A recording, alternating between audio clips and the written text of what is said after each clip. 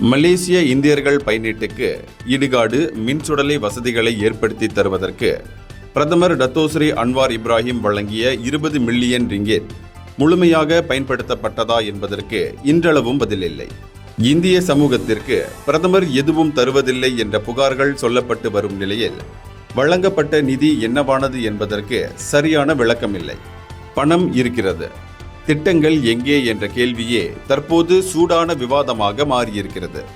இந்த நிதி ஒதுக்கீடு செய்யப்பட்டு கிட்டத்தட்ட ஓராண்டை நெருங்கிக் கொண்டிருக்கின்ற நிலையில் புதிய திட்டங்கள் எதுவும் முன்னெடுக்கப்படவில்லை என்பது திட்டவட்டமான உண்மையாக இருக்கிறது.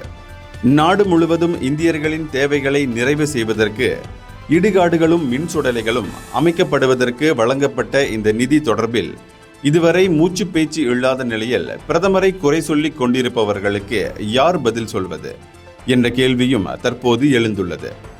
இந்த நிதியை ஒதுக்கீடு செய்து பிரதமர் இலாக்காவில் உள்ள ஒருவரை அதற்கு பொறுப்பாளராக பிரதமர் நியமனம் செய்தார். மக்கள் ஓசை இவ்விவகாரத்தை சில காலங்களுக்கு முன் ஏற்கனவே எழுப்பியிருந்தது. அந்த பொறுப்பாளரிடமிருந்து எவ்வித பதிலும் இல்லை.